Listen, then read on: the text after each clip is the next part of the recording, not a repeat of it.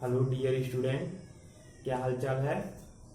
उम्मीद करते हैं आप लोग अच्छे होंगे और पढ़ाई कर रहे होंगे।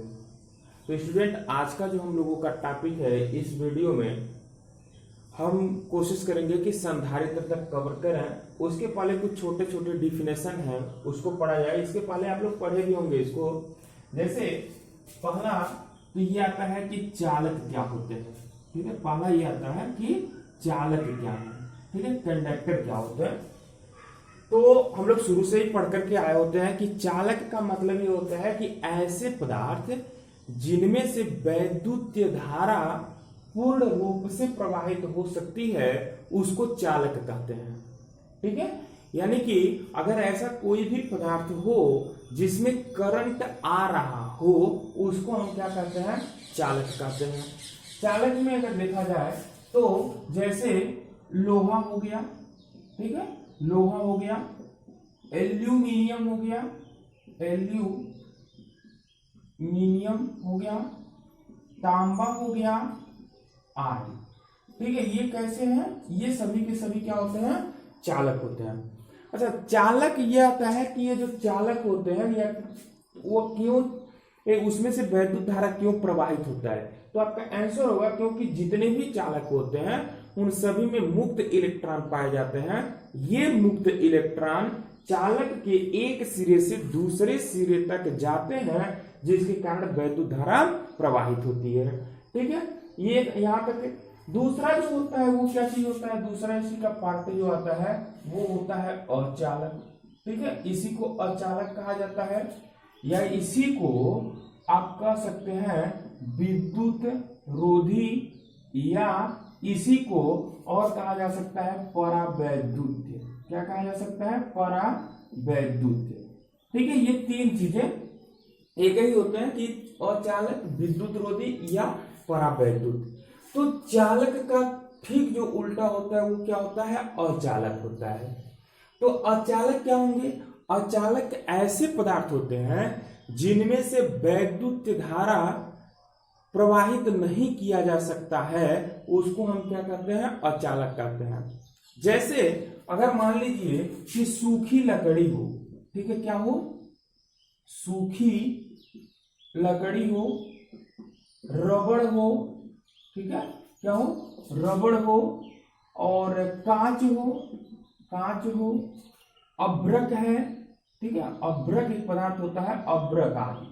ये ऐसे पदार्थ होते हैं, या इसी प्रकार से ऐसे पदार्थ है जिनमें से विद्युत धारा प्रवाहित नहीं होता है, उसी को हम क्या कहते हैं? अचालक कहते हैं। ठीक है, यहां से जो हम लोगों का टॉपिक शुरू होगा वो चालक, अचालक आदि इस सब पे डिपेंड होगा, इसलिए थोड़ा सा ये बताना आवश्यक था, और इसको उम्मीद करते हैं आप लोग जानते भी होंगे। अब देखिए नेक्स्ट जो आता है, थोड़ा सा हम ये जानते हैं कि किसी भी चालक में बद्ध आवेश क्या होते हैं और मुक्त आवेश क्या होते हैं। तो हेडिंग लगाएंगे आप लोग, चालकों में मुक्त तथा बद्ध आवेश। चालकों में मुक्त तथा बद्ध आवेश। ये देखिए, ये क्या चीज होता है? यहां आप हेडिंग लगा सकते हैं कि चालकों में मुक्त तथा बद्ध आवेश। इसमें देखिए नाम से ही क्लियर है कि दो प्रकार के आवेश होंगे। एक तो मुक्त होगा, मीन्स फ्री होगा, और दूसरा जो होता है वह क्या होता है? बद्ध आवेश होता है, यानी कि एक जगह केवल रहता है, ये चेंज नहीं होता, मतलब एक जगह से दूसरे जगह गमन नहीं होता है। तो इसमें सीखा जाए तो सबसे पहले तो यहाँ से क्वेश्चन आता है कि मुक्त आवेश क्या होते हैं, तो अब सिंपल बताना, मुक्त इलेक्ट्रॉन।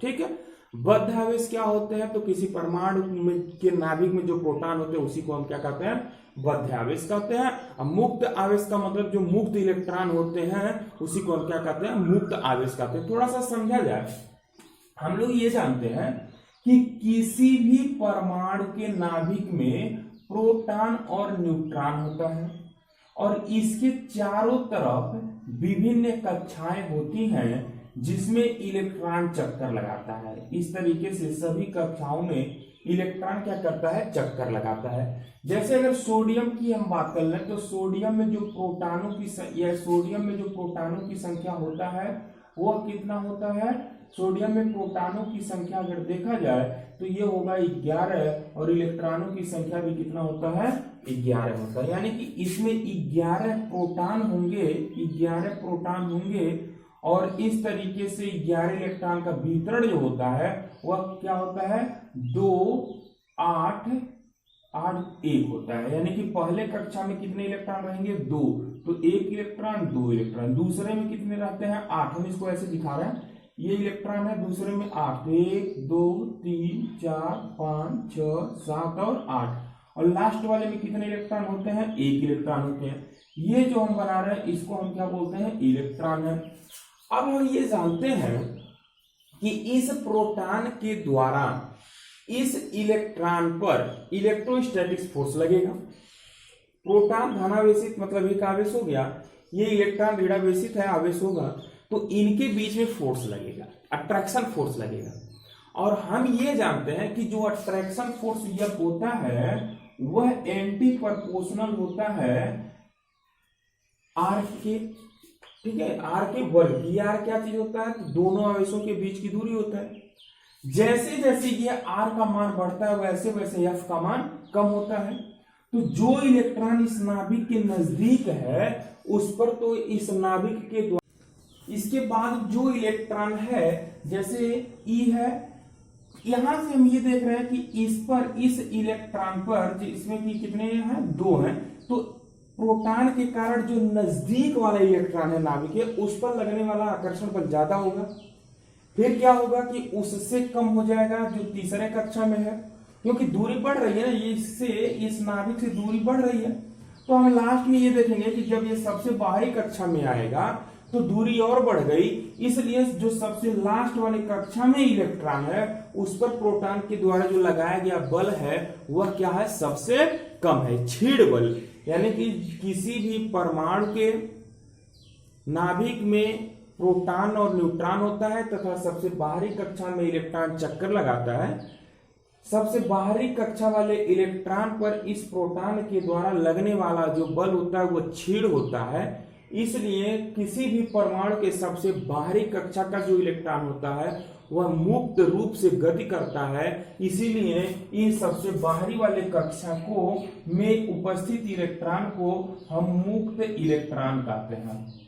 सबसे बाहरी कक्षा में उपस्थित इलेक्ट्रॉन को मुक्त इलेक्ट्रॉन कहते हैं, और इन्हीं मुक्त इलेक्ट्रॉनों को ही हम क्या कहते हैं, मुक्त आवेश कहते हैं। ठीक है, इसी को हम क्या कहते हैं, मुक्त आवेश कहते हैं। दूसरा ये आता है कि बद्ध आवेश किसे कहते हैं, तो बद्ध आवेश का मतलब ये होता है कि जब किसी भी परमाणु से एक इलेक्ट्रॉन निकल जाता है तो उस परमाणु पर एक इकाई धनावेश आ जाता है, और ये जो धनावेश होता है वह मूव नहीं करता, गति नहीं करता है, वो जहां भी रहता है वो स्थिर रहता है, इसीलिए हम इसको बद्ध आवेश कहते हैं।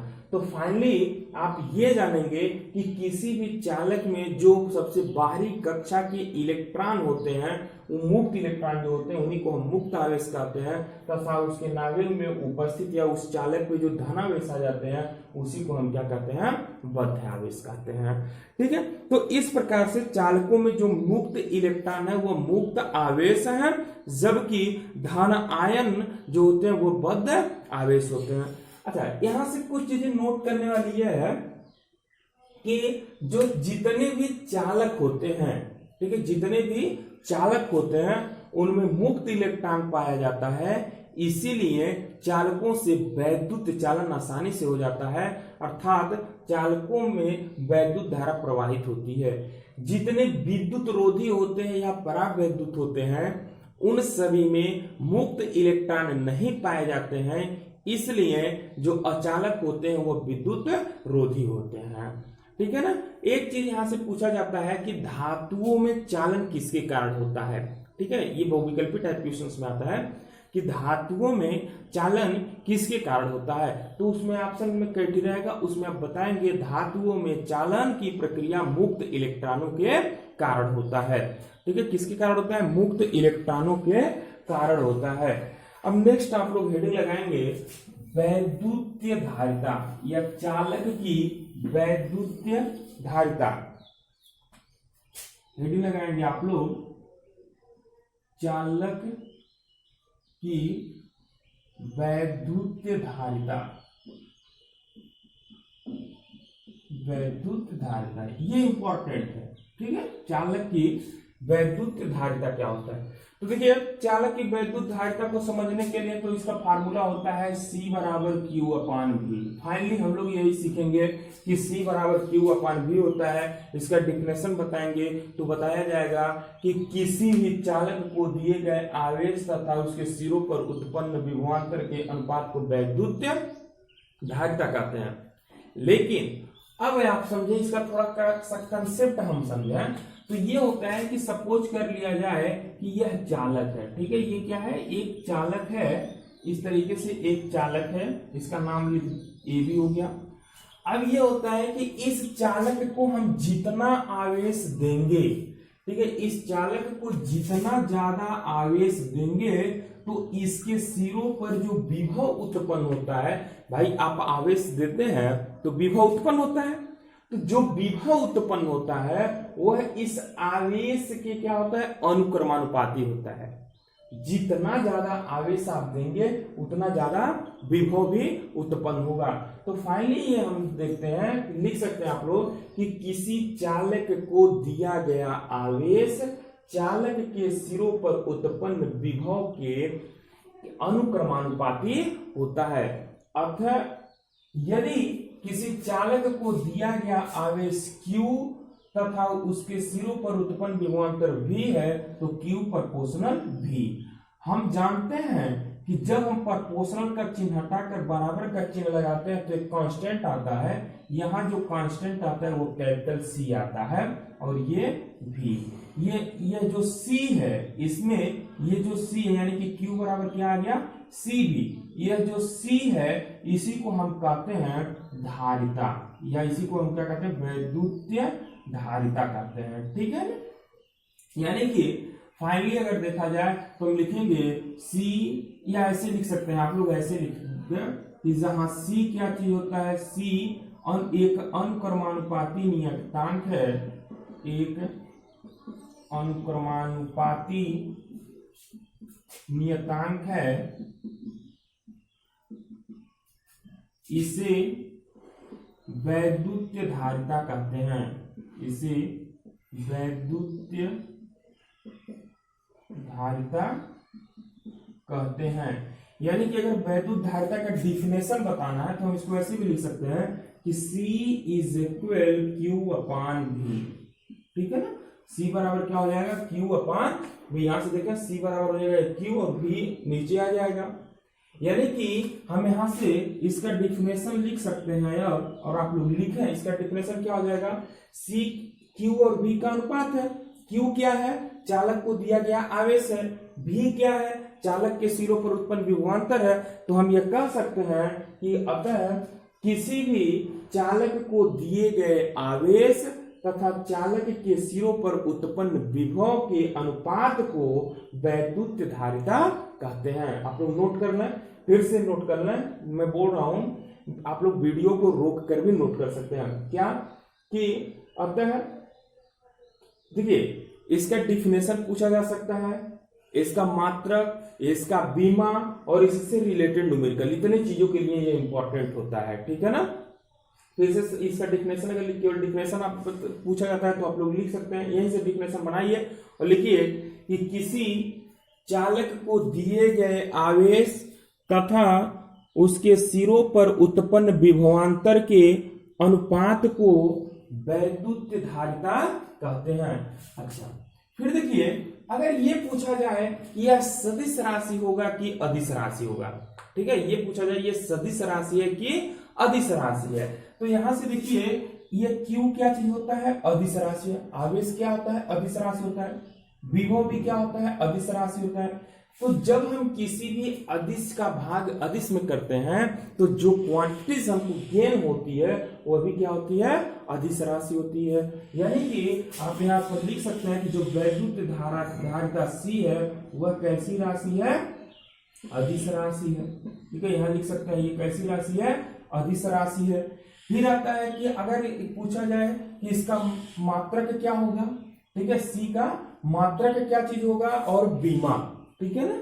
C का मात्रक और बीमा। तो आप लोग हेडिंग लगा सकते हैं वैद्युत धारिता का मात्रक व बीमा। वैद्युत धारिता का मात्रक व बीमा यानी कि C का मात्रक व बीमा। ठीक है ना। तो देखिए C का मात्रक ज्ञात करने के लिए क्या तरीका, हम जानते हैं कि C बराबर होता है Q/V। इसलिए जब हम लिखेंगे C का मात्रक, तो C का मात्रक क्या हो जाएगा, तो Q का मात्रक बटे V का मात्रक। Q क्या है, आवेश है, इसका मात्रक क्या होता है, कूलाम। तो आप यहां लिख दीजिए कूलाम बटे V विभव है, इसका मात्रक क्या होता है, वोल्ट। तो आपने यहां लिख दिया वोल्ट, यानी कि ये हो गया कूलाम प्रति वोल्ट। या इसी का मात्रक होता है फैरेड। क्या होता है, या इसी का मात्रक क्या चीज होता है, फैरेड होता है। या इसी का एक मात्रक और होता है।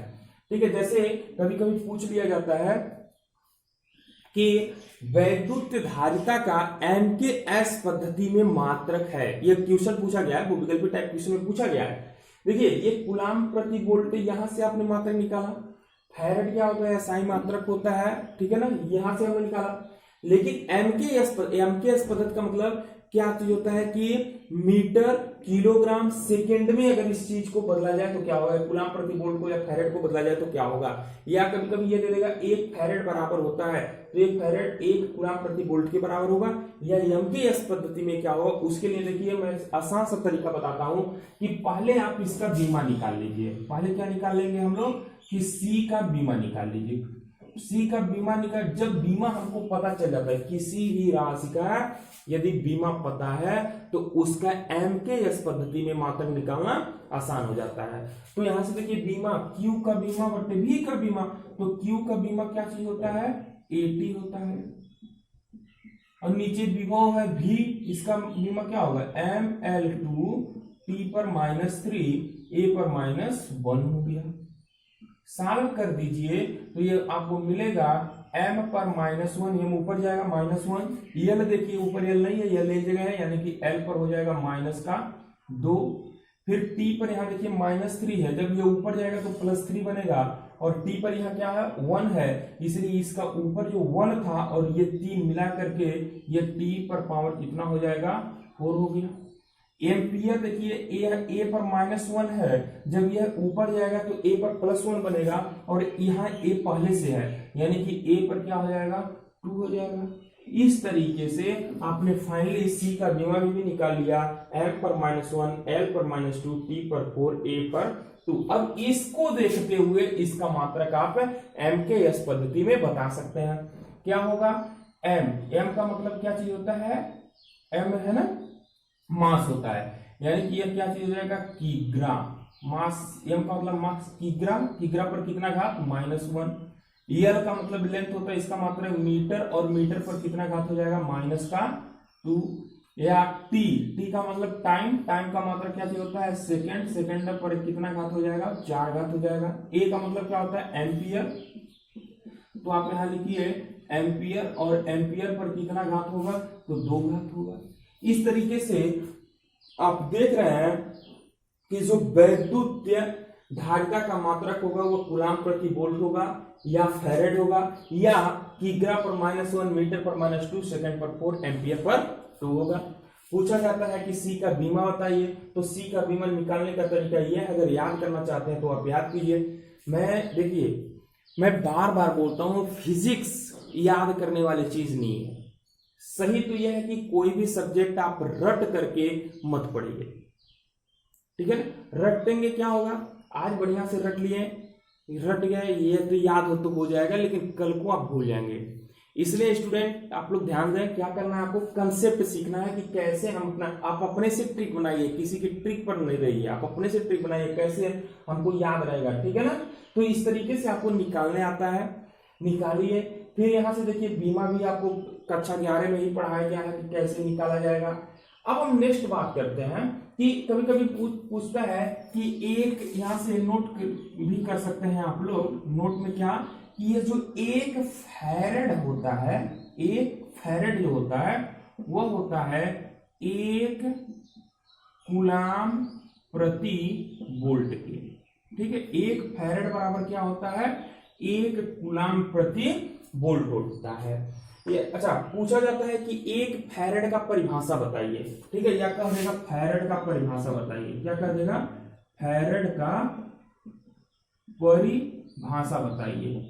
ठीक है, तो फैरेड का परिभाषा कैसे बताएंगे, आप ये जानते हैं कि 1 फैरेड बराबर 1 कूलाम प्रति वोल्ट होता है। यहां से देखिए, कूलाम प्रति वोल्ट कहिए या फैरेड कहिए, तो 1 फैरेड बराबर होता है 1 कूलाम प्रति वोल्ट। इसका मतलब ये हुआ, आप लोग लिख सकते हैं फैरेड की परिभाषा में कि यदि किसी चालक को 1 कूलाम आवेश देने पर चालक के सिरों पर उत्पन्न विभवांतर 1 वोल्ट हो तो उस चालक की धारिता 1 फैरेड होगी।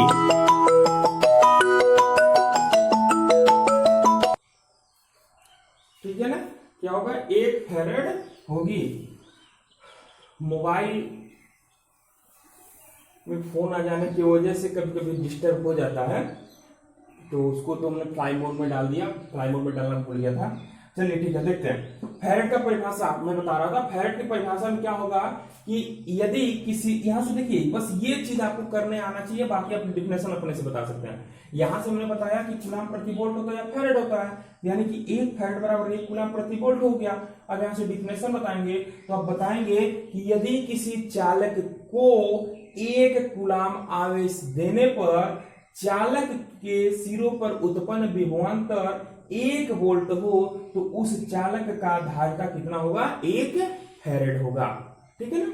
अच्छा, फिर चलिए बात करते हैं नेक्स्ट ये आता है कि इसका छोटा और मात्रा भी बड़ा मात्रा भी होता है। जैसे यहीं से देखेंगे तो यह होता है कि 1 माइक्रो फैरेड, 1 माइक्रो फैरेड। ठीक है, इसको हम लिखते हैं 1 म्यू एफ। ठीक है, क्या बोलते हैं, 1 म्यू एफ। 1 माइक्रो फैरेड बराबर होता है 10 पर -6 फैरेड। ये 10 पर -6, एफ का मतलब आप फैरेड समझेंगे। फिर क्या चीज होता है कि अगर इसी तरीके से आता है कि पीको फैरेड, यानी कि 1 पीको फैरेड, तो 1 पीको फैरेड को हम ऐसे लिखते हैं, पीको फैरेड बराबर होता है 10 पर -12 फैरेड। ठीक है ना, ये एफ का मतलब क्या है, फैरेड आप समझेंगे, एफ का मतलब फैरेड।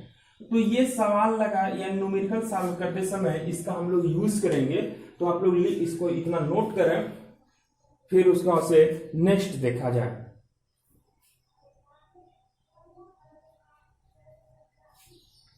ठीक है, हो गया। चलिए नेक्स्ट लिखिए, हेडिंग लगाएंगे कि विलगित गोलीय चालक की धारिता। हेडिंग लगाएंगे विलगित गोलीय चालक की धारिता। विलगित गोलीय चालक की धारिता। ठीक है, जनरली आप ये समझ सकते हैं कि एक कोई गोला होगा। ठीक है, एक क्या है, गोला है, आइसोलेटेड स्फीयर है, और उसको हम क्या करेंगे, चार्ज कर देंगे। ठीक है, उसको आवेश, कुछ आवेश दिया जाएगा, तो जब हम उसको आवेश देंगे तो उसका धारिता क्या हो जाएगा, सी का वैल्यू क्या हो जाएगा, वही आपको फाइंड करना है। या किसी गोलीय चालक की धारिता भी आप इसको कह सकते हैं। जैसे मान लिया जाए कि एक गेंद है, तो उस गेंद, देखिए यहां भी 2 तरीके से हमको पढ़ना है। आगे जब हम संधारित्र पढ़ाएंगे तो वहां पर हम आपको ये पढ़ाएंगे कि एक संधारित्र 2 प्रकार का पढ़ेंगे हम लोग, एक समांतर प्लेट संधारित्र और एक गोलीय प्लेट संधारित्र। तो अभी हम गोलीय प्लेट संधारित्र की धारिता नहीं निकाल रहे हैं, हम क्या निकाल रहे हैं, विलगित गोलीय चालक की धारिता निकाल रहे हैं। आई मीन जैसे अगर मान लो कि लोहे की गेंद है, ठीक है, उसको हमने क्या किया कि चार्ज कर दिया, या कोई भी गेंद है और उसको हमने क्या किया, चार्ज कर दिया। तो जब हम उसको चार्ज कर देते हैं तो उसका धारिता क्या होगा, जैसे किसी चालक की धारिता का सूत्र हमने पढ़ा कि C बराबर क्या होता है, Q/V होता है। तो अगर कोई गोला है उसको चार्ज कर दिया जाए तो उसका धारिता क्या हो जाएगा वो आपको फाइंड करना है। तो इसके लिए बहुत से ही आसान, जैसे देखिए मान लिया जाए कि ये कोई गोला है या गोलीय चालक है, ठीक है। माना यहाँ आप, मैं लिखना नहीं चाह रहा हूं, आप लोग चाहे तो लिख सकते हैं कि माना ए त्रिज्या का कोई गोलीय चालक है, ये इसका रेडियस कितना है ए, ये इसका सेंटर है ओ। माना ए त्रिज्या का कोई गोलीय चालक है और इसको क्यू आवेश दिया जाता है, प्लस क्यू आवेश दिया जाता है। तो यह आवेश इस गोले के पृष्ठ पर एक समान रूप से वितरित हो जाता है, ठीक है ना, वितरित हो जाता है। इतना बात समझ में आया। क्या लिख सकते हैं आप लोग कि माना ए त्रिज्या का एक विलगित गोलीय चालक है जिसे क्यू आवेश से आवेशित किया गया है। यह आवेश इस गोले के पृष्ठ पर एक समान रूप से वितरित हो जाता है। इतना नोट करा। अब देखिए हमको निकालना क्या है सी, तो सी निकालना धारिता, तो इस क्यू बटे क्या होता है भी। तो हमको इसको निकालने के लिए क्यू की आवश्यकता है और भी की आवश्यकता है। तो क्यू क्या है, जितने आवेश से आप आवेशित करते हैं, तो मैंने क्यू आवेश से आवेशित किया तो यहाँ पर क्यू लिख देंगे। अब क्या आता है विभव कितना है, जितना जो आप आवेश दे रहे हैं उसके कारण विभव कितना है, तो आप उसको निकाल लीजिए। कैसे निकालेंगे, हम लिखेंगे कि गोले के पृष्ठ पर प्लस क्यू आवेश के कारण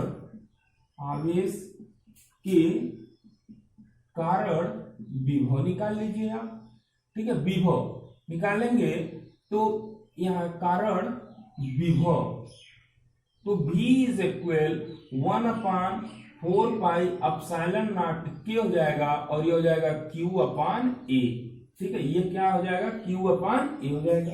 कैसे, जैसे देखिए यह Q है, ठीक है। पृष्ठ का मतलब कहीं से भी आप ले सकते हैं। ये जैसे अगर मान लिया जाए ये गोला है तो गोले के पृष्ठ पर यहाँ पर आवेश है, नीचे इसकी सेंटर से जो दूरी है वो कितना है a है। आप पढ़े हैं कि V इज इक्वल होता है 1/4πε0 Q/R।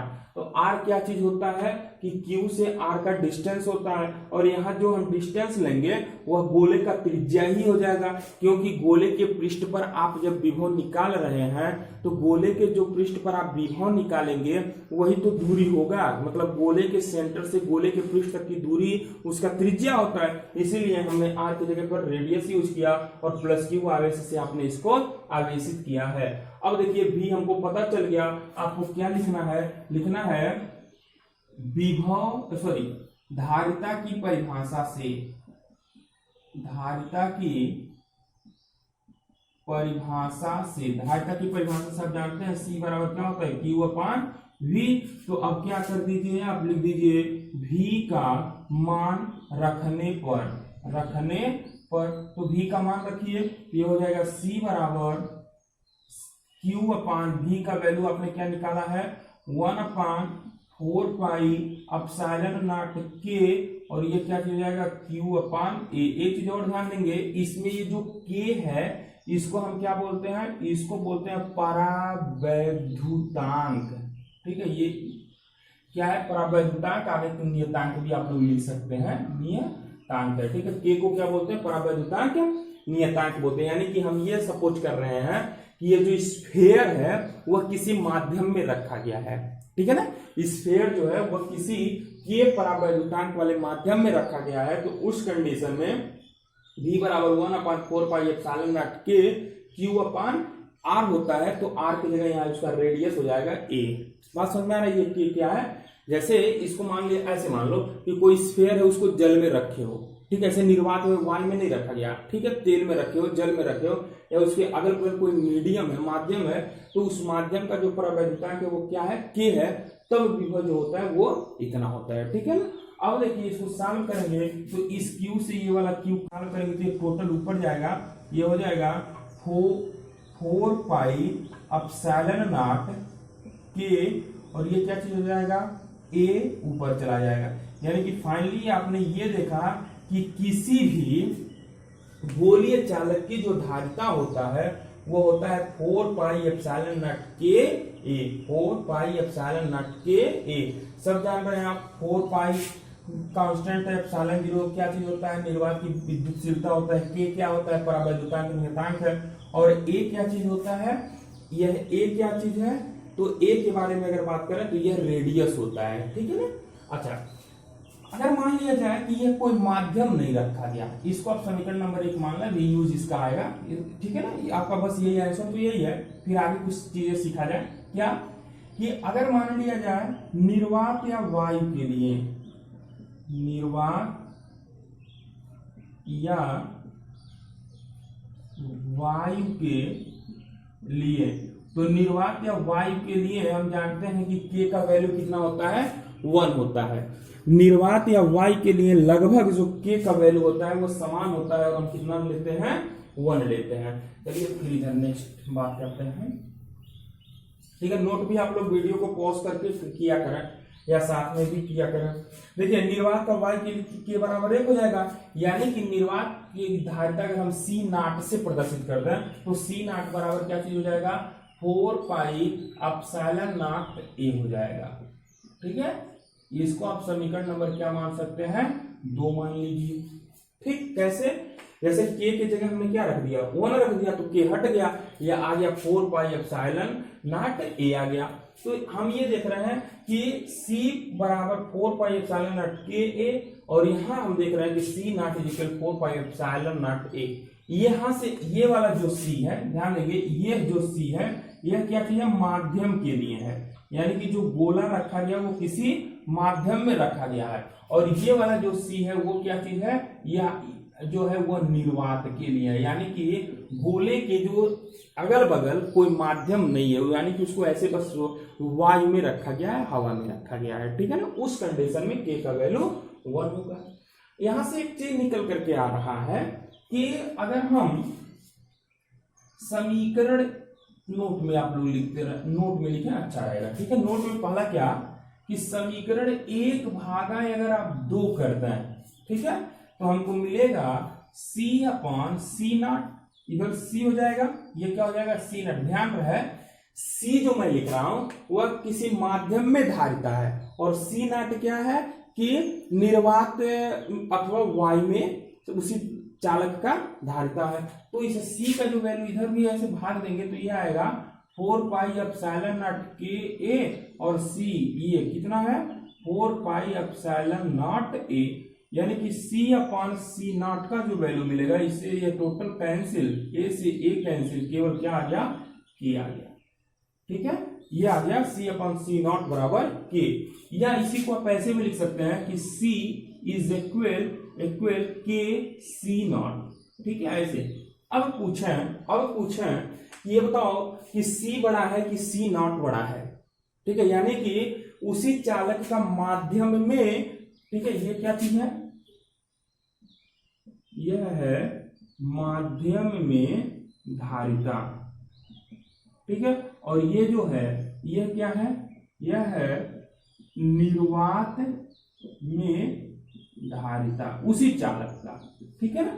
अब पूछे कि माध्यम में धारिता अधिक है कि निर्वात में धारिता अधिक है, तो आप बताएंगे माध्यम में धारिता अधिक है। क्यों, क्योंकि जब हम निर्वात में की धारिता में के का गुणा कर रहे हैं तब वह बराबर हो रहा है माध्यम में धारिता का, यानी कि हम कह सकते हैं कि किसी माध्यम में जो धारिता होता है वह निर्वात की धारिता का के गुना होता है, ठीक है। फिर से नोट कर रहे हैं, यहां आप लोग लिख सकते हैं कि अतः किसी चालक की किसी माध्यम में धारिता वायु या निर्वात में धारिता का के गुना होता है, जहां के क्या चीज होता है, परावैद्युतांक नियतांक है, ठीक है ना, परावैद्युत नियतांक है। तो जल्दी इसको नोट करें। अगर पूछा जाए कि निर्वात की धारिता, निर्वात में धारिता और माध्यम में धारिता का सूत्र लिखिए, तो आप लोग ऐसे लिख सकते हैं या ये लिख सकते हैं। कैसे आया इसको आप लोग देख लें। नोट हो गया। चलिए और भी कुछ चीजें बात किया जाए, ठीक है ना। इसी नोट के अंतर्गत ये तो पहला नोट हो गया, ठीक है ना। ये क्या हो गया, नोट में पहला, ठीक। नोट में दूसरा आप ऐसे लिख सकते हैं कि अभी हमने ये देखा कि C इज इक्वल 4πε0 के ए, ठीक है। इस चीज को हमने अभी पढ़ा। यहां से अगर हम और भी कुछ निकालना चाहें तो क्या निकालेंगे? देखिए ये जो C है ना, C is directly proportional to K, ठीक है। C पहला दूसरे में ये पहला जो निकल करके आपका आ रहा है वो क्या है? C is directly proportional to K। इसका मतलब क्या है? और K क्या है? K क्या है? K को आप जानते हैं कि परावैद्युतीय नियतांक है, ठीक है ना। और इसमें A क्या चीज है? तो गोले का त्रिज्या है, गोले का त्रिज्या है, ठीक है ना। तो अच्छा ये देखिए 4 पाई कांस्टेंट रहता है, एप्सिलॉन नॉट का वैल्यू भी कांस्टेंट है। बदल क्या सकता है कि K या A बदल सकता है। यानी कि जैसे अगर मान लीजिए कोई गोला है, उस गोले के चारों तरफ आप कौन सा मीडियम रखे हो, वायु है, निर्वात है, जल है या क्या है, वो माध्यम अलग अलग हो सकता है, ठीक है। तो यहां से आप देख रहे हैं कि K का मान जितना अधिक रहेगा धारिता का भी मान उतना ही अधिक रहेगा। अगर हम ये पूछें कि ये बताओ कि यदि कोई गोलीय चालक निर्वात में रखा गया है, यदि उसको किसी माध्यम में रख दिया जाए तो उसकी धारिता बढ़ जाएगा या घट जाएगा? आपका आंसर होगा कि बढ़ जाएगा। क्यों? क्योंकि K माध्यम में रख देंगे तो उसका कुछ K होगा, परावैद्युतीय नियतांक होगा, इसके वजह से धारिता क्या होता है? बढ़ जाता है। फिर और भी समझें, और भी समझ सकते हैं। नेक्स्ट जो आता है, आप ये भी देख रहे हैं कि C is directly proportional to A है, त्रिज्या के। यानी कि त्रिज्या का मान जितना बड़ा रहेगा उस गोलीय चालक की धारिता भी उतने ही बड़ी होगी, ठीक है, उतने ही बड़ी होगी। फिर देखिए, यानी कि अगर हम ये पूछें कि अगर मान लो कि एक चीज ऐसे, ये एक गोला है, ठीक है, जिसका त्रिज्या 2 सेंटीमीटर है, बड़ा बनाते हैं। एक गोला है जिसका त्रिज्या क्या है? 2 सेंटीमीटर है। इसको निर्वात में रख दिया जाता है। इसको कहां? निर्वात में रख दिया जाता है। और निर्वात में जो इसकी धारिता है, वह 5 माइक्रोफैरड है, ठीक है। कितना है? C नॉट बराबर 5 माइक्रोफैरड है। यदि इसी गोले को K बराबर 2 वाले किसी परावैद्युत माध्यम में रख दिया जाता है तो C का वैल्यू क्या हो जाएगा? बात समझें। जैसे पहले क्या है कि इसको हमने ऐसे निर्वात में रख दिया जिसका धारिता कितना है? 5 माइक्रोफैरड है। अब हम इसी को उठाकर किसी ऐसे माध्यम में रख रहे हैं जिसका परावैद्युतांक क्या है? 2 है, तो C का वैल्यू क्या हो जाएगा? तो सिंपल सी बात है कि C बराबर क्या होता है? K C नॉट होता है। तो यह हो जाएगा K, जितने परावैद्युत में रखे हो, तो कितने परावैद्युतांक में रखे हो आप? 2, और C नॉट, तो C नॉट का वैल्यू निर्वात में कितना था? तो 5, यानी कि C बराबर हो जाएगा 5 गुने 10 माइक्रोफैरड, ठीक है ना। यह चीज समझ में आई कि जैसे ही हम इसको माध्यम में रखेंगे तो उतना गुना उसके परावैद्युतांक की इतना गुना उसकी धारिता बढ़ जाती है, ठीक। और भी समझें, और भी समझते हैं। यहां ये वाला पॉइंट समझें। ये क्या है कि जैसे अगर मान लिया जाए कि इस तरीके से 2 गोला है, ठीक है, इस तरीके से 2 गोला है और इन दोनों को निर्वात में रखा गया है। एक का त्रिज्या मान लो 5 सेंटीमीटर है और दूसरे का जो त्रिज्या है वो सपोज कर लो कि 8 सेंटीमीटर है, ठीक है। यानी कि यहाँ A बराबर 5 है, यहाँ A बराबर कितना है? 8 है। अब हम पूछें, ये बताओ कि यह गोला A है, ये गोला B है, तो ऐसे दे देगा। और ऑप्शन में क्या देगा? ऑप्शन इसका दो विकल्पित टाइम में दे सकता है कि CA is greater then CB, दूसरा देगा CA is less than CB, तीसरा देगा CA is greater then CB, CA is greater then CB। A का मतलब क्या है कि A का धारिता, CB का मतलब B का धारिता। और जो चौथा है उसमें यह दे सकता है कुछ कहा नहीं जा सकता, या दे देगा इनमें से कोई नहीं। ठीक है, क्या दे देगा, इसमें से कोई नहीं। तो आपका सही आंसर क्या है? तो इसके लिए अलग से आपको फार्मूला नहीं पढ़ना है, इसी कंसेप्ट को क्लियर करना है कि हम ये जानते हैं कि किसी भी गोलीय चालक की जो धारिता होती है वो उसकी त्रिज्या के अनुक्रमानुपाती है, यानी कि जिसका त्रिज्या बड़ा रहेगा उसकी धारिता भी बड़ी होगी। यानी कि इसमें हम ये देख रहे हैं बी का जो त्रिज्या है वो बड़ा है, ठीक है, बी का त्रिज्या बड़ा है, इसलिए सीबी भी बड़ा होगा, अर्थात जो आपका आंसर होगा वो क्या हो जाएगा, दूसरा सही हो जाएगा, क्योंकि सीबी का मान बड़ा होगा किससे, सीए का। क्यों? क्योंकि बी का त्रिज्या बड़ा है, तो अगर त्रिज्या बड़ा है तो धारिता भी क्या होती है, बड़ी होती है। ठीक है ना, बात समझ में आ रहा है? फिर चलिए नेक्स्ट देखते हैं। नेक्स्ट एक पॉइंट और भी आप लोग यहां नोट कर सकते हैं कि जो C होता है वह आवेश पर निर्भर नहीं करता, C आवेश पर निर्भर नहीं करता है। ठीक, कैसे पता? देखिए इस फार्मूले में C बराबर 4 पाई एप्सिलॉन नॉट के ए में हम ये देख रहे हैं कि कहीं भी Q नहीं आ रहा है। ठीक है, अगर मान लो Q का वैल्यू भी दिया रहा है तो भी हम इसमें Q का वैल्यू रख नहीं पाते हैं। ठीक है, दो तरीके से आप समझ सकते हो। क्या कि एक तो हमने बताया, भी पढ़ाया कि C, ये देखो C बराबर होता है Q अपान V, और इसके पहले हमने पढ़ाया कि Q प्रोपोर्शनल V। तो जैसे जैसे आप Q का वैल्यू बढ़ाओगे तो उसी तरीके से V का भी तो वैल्यू बढ़ जाएगा, यानी कि Q अपन जो V का वैल्यू होगा वो हमेशा हमेशा क्या होगा, कांस्टेंट होगा, नियत होगा। तो Q का वैल्यू बढ़ाओगे तो V का वैल्यू, जैसे Q का वैल्यू मान लो 2 गुना कर दोगे तो V का भी वैल्यू क्या हो गया, 2 गुना, फिर वैल्यू तो वही रह गया Q बटे V।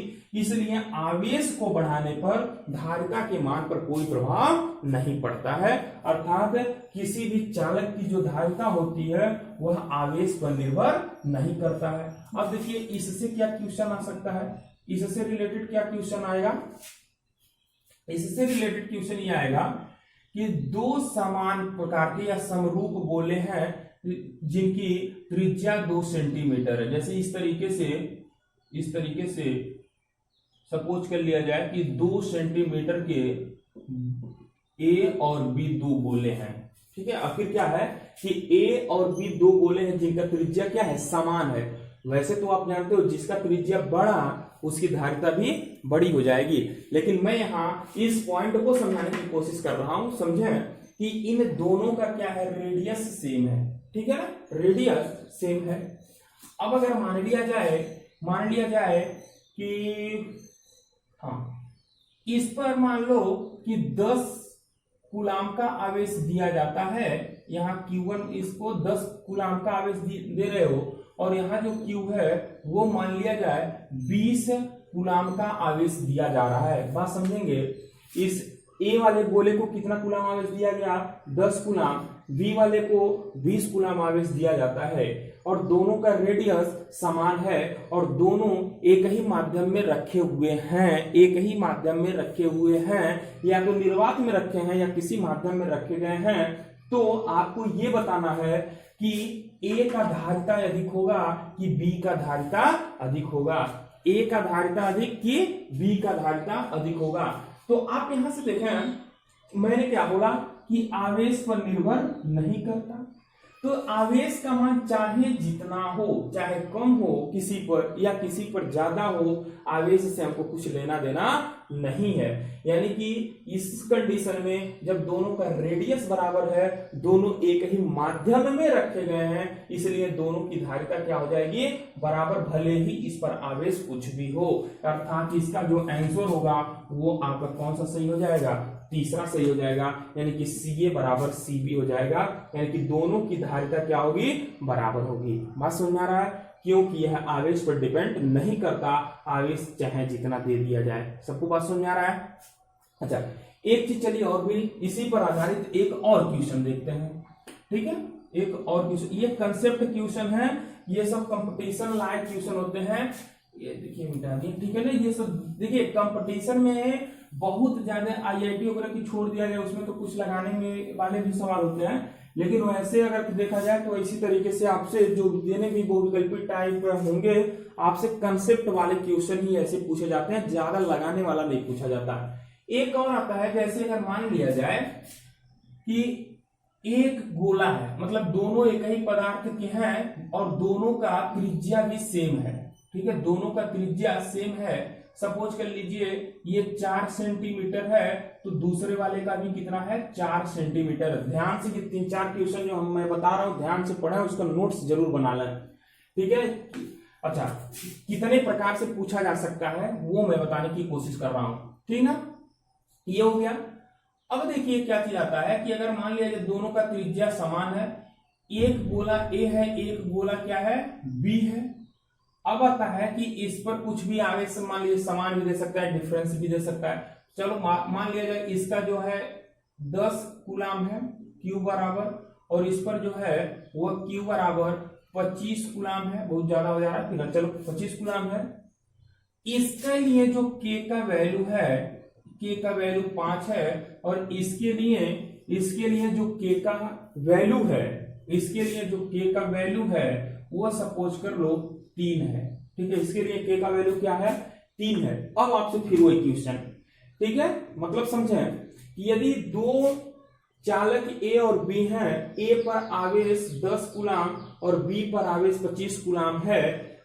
यदि ए वाले गोले को परावैद्युतांक के बराबर 5 वाले माध्यम में रखा जाता है और बी वाले को के बराबर 3 परावैद्युतांक माध्यम में रखा जाता है, तो किसकी धारिता अधिक होगी? सी ए बड़ा होगा सी बी से कि सी ए छोटा होगा सी बी से कि सी ए बराबर होगा सी बी से, या इनमें से कुछ नहीं, ठीक ना। तो आप थोड़ा सा बस यही कंसेप्ट लगाओ, आराम से लग जाएगा। क्या देखिए, पहला कंसेप्ट अगर बात किया जाए तो C के लिए यहां से देखा C प्रोपोर्शनल K, यानी कि K का मान जितना ज्यादा C का मान भी उतना ज्यादा। तो अब देखिए K का मान किसका ज्यादा है? A वाले का, इसलिए A वाला मतलब क्या थी CA बड़ा हो जाएगा किससे? CB, पहले वाले कंडीशन से कि CA बड़ा हो जाएगा किससे? CB से। फिर चलिए दूसरा कंडीशन देखते हैं। दूसरा कंडीशन ये होता है कि C प्रोपोर्शनल A, जिसका त्रिज्या बड़ा रहेगा उसके लिए धारिता भी बड़ी होगी, लेकिन हम यहां देख रहे हैं कि दोनों का A क्या है? बराबर है, इसलिए इस कंडीशन से देखा जाएगा तो दोनों का धारिता क्या हो जाएगा? बराबर हो जाएगा।